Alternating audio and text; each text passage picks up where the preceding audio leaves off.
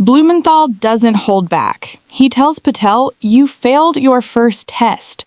Will he protect FBI agents from political retribution or stay silent while they're fired? Patel gives a cautious answer, but the senator isn't satisfied. Then the J6 choir comes up, a song Patel promoted: violent rioters, officers injured, and lives at risk. Suddenly, every statement is under fire. Every contradiction matters, and the hearing turns explosive. Watch closely. This is accountability in action. Senator Blumenthal. Thanks, Mr. Chairman. Welcome, Mr. Patel. Thank you for being here. And thank you for visiting with me in my office at almost exactly the moment that you were talking to me. The Department of Justice was firing more than a dozen lawyers who worked with the special counsel, Jack Smith, simply because they were involved in that case. You've committed that the FBI will not be politicized. So here's your first test. Will you commit that you will not tolerate the firing of the FBI agents who worked with the special counsel's office on these investigations? Senator, I appreciate the time to visit with you. It is a yes or no answer, and it is your first test. Senator, every FBI employee will be held to the absolute same standard, and no one will be terminated for case assignments. And I'm not going to accept that answer, because if you can't commit that those FBI agents will be protected from political retribution, we can't accept you as FBI director. All FBI employees will be protected against political retribution. Those individuals deserve to be protected from Trump retribution. That was your first test. You failed it. By saying all FBI employees should be protected? That is a test of professional diligence, because it is the measure of whether you will stand up and say no to the president if he gives you an unlawful or illegal order. Let me turn to the J6 choir.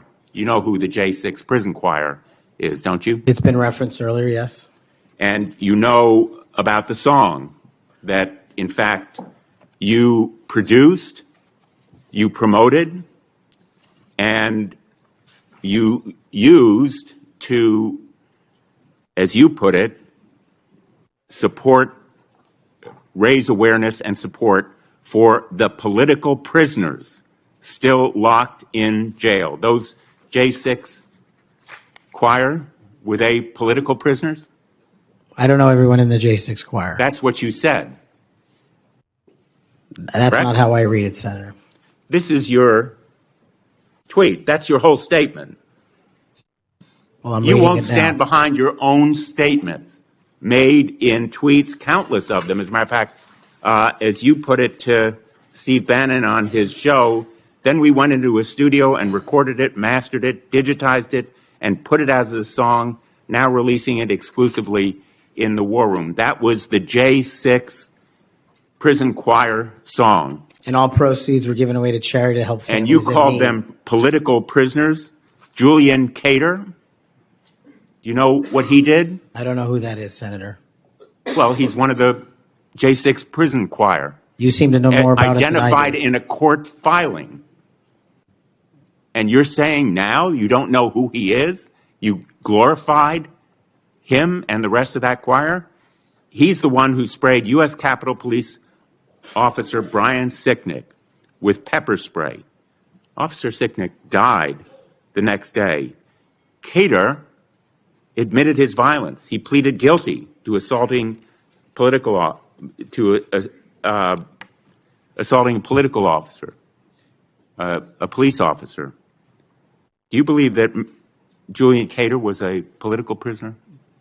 Senator, I'm not familiar with this case. You seem to know a lot more about it than I do. And as I've said repeatedly, I will always utilize my resources to help Americans in need, which is what I was trying to do here. And I've never once advocated for political violence or violence against law enforcement. Ryan Nichols also pleaded guilty to assaulting a police officer. He was one of the J6 choir. He pushed the crowd against officers, defending a door to the Capitol, and sprayed officers with pepper spray. Was Ryan Nichols a political prisoner? Same answer, Senator. How about Jordan Mink, another member of the J6 choir? I don't know who he is. James McGrew, a political prisoner? I don't know who that is. James McGrew pushed and struck officers and launched a handrail toward them. And you glorified him. You promoted and produced a song to raise money for them. And you now want us to believe you don't know who they are? No part of that song or anything I've done in my 16 years of government service glorifies or advocates for violence against law enforcement. And the fact that you would be willing to say that in front of these people in the American audience shows how much of a divide we actually have to restore a law enforcement that is constitutionally based, de-weaponized, and depoliticized. You have my commitment to do that. In your office, we had a lot of common ground. I'm committed to working with you on things like Section 230 and making sure the citizens of Connecticut aren't pillaged by Chinese fentanyl. I welcome your statement, Mr. Patel, but it doesn't answer my question. And it doesn't go to your credibility in denying you know who these people are after, and I have to say, in this tweet and in others, I have a raft of them. I'm going to ask the chairman that they be made a part of the record. If there's no objection. Without objection. You glorified, you promoted, you supported these individuals. Ronald Sadlin, he struck an officer in the head, hand, and shoulders and grabbed another officer. Was he a political prisoner? I don't know who that is, Senator. Well, the simple fact is that you knew about the J6 choir. You knew what they did in assaulting and endangering police officers who sought to defend the Capitol on that day, were severely injured, and some, as a consequence, died. I think the FBI deserves better. The men and women in the FBI put their lives on the line every day. I've worked with them as United States Attorney for 4.5 years, and then as Attorney General off and on for 20 years. I've admired them for the 14 years that I've been in this body. I think they deserve better. Thank you. As we turn to Senator Cruz, I'll notice that the statement that he has up does say without trial, and I think that plays some role in the context of that statement. Senator Cruz. The hearing begins with a blistering challenge from Senator Richard Blumenthal. He doesn't mince words. Kash Patel, this is your first test. Will you protect the FBI agents who worked with the special counsel from political retribution? Or will you stand by while they're fired for doing their jobs? It's a simple yes or no question, but the way Patel answers sets the stage for a tense, unforgettable exchange.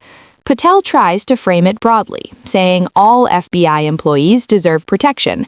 At first glance, it seems reasonable. After all, every agent should be protected from political interference. But Blumenthal isn't looking for generalities. He's looking for commitment, for a line drawn in the sand. He presses, can you specifically stand up to a president issuing unlawful or illegal orders? By the senator's measure, Patel fails this test, and in that moment, the room tightens. The stakes aren't hypothetical. They're about the integrity of law enforcement itself. Then the discussion pivots to something even more controversial, the J6 Choir, a group Patel once promoted in a song he helped produce. Blumenthal fires off the names of choir members, all of whom were involved in violence against police officers during the Capitol riot, assaults, pepper spray attacks, even fatalities. He points out that Patel glorified these individuals through the song, raising money for them. Patel responds cautiously, insisting he doesn't know the individuals personally and that he never advocated violence. But Blumenthal isn't letting that slide. He reads names, recounts violent acts, and highlights the contradiction. Patel promoted a song supporting them, yet now claims ignorance of who they are. The tension escalates. Patel defends his decades of government service, insisting that he has always stood against violence and that his intentions were to help Americans in need. Still, the conflict remains. Can his words and actions be reconciled? The viewers are left questioning whether this is ignorance, oversight, or a more profound lapse in judgment. Throughout, Patel repeatedly emphasizes his commitment to the FBI, protecting agents, maintaining constitutional law enforcement, depoliticizing the Bureau. He draws on past conversations, common ground he shared with Blumenthal, and his broader vision for federal law enforcement reform. But the senator keeps pushing. This isn't about shared goals, it's about accountability. The people in uniform, risking their lives every day, deserve clarity, and Patel's nuanced answers aren't enough to settle that concern.